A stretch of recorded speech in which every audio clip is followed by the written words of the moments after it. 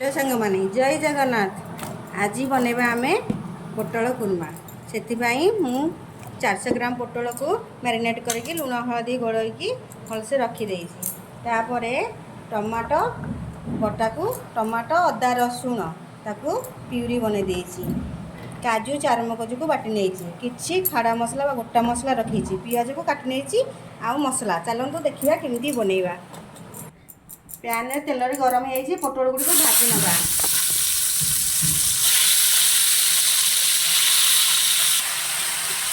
पोटल भाजी भितर आम सेपटे मसला को प्रिपारेसन करवा।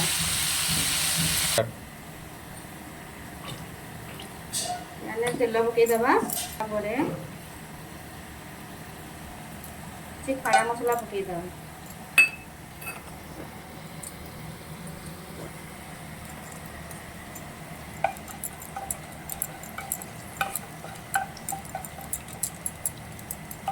को पकाई भाजी नवा तेल होगा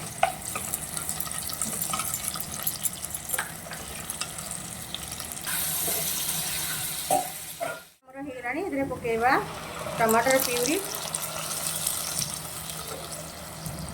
पियाज अदा को जो बाटी रखी से प्यूरी पकईदे। हलदी गुंड लंका गुंड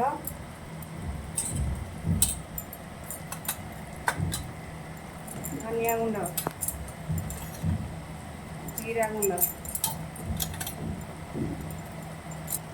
गरम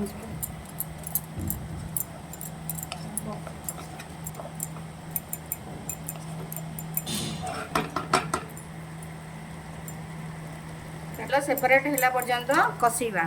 बस बर्तमान सांग माने पोटल गुड़ी आमर हो गलानी भाजी हो गलानी। आपण चाहिए भी ताकू तेल रे छाणी पारिबे।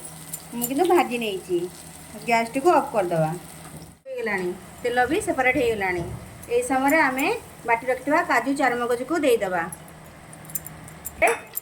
कषि नवा। ये समय लुण स्वाद अनुसार पकईदबा।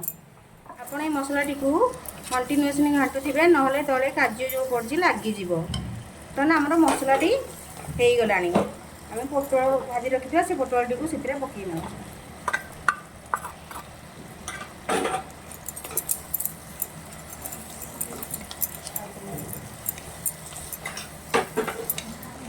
भल भाव में कषि पानी गरम करके किसी नहीं जाए।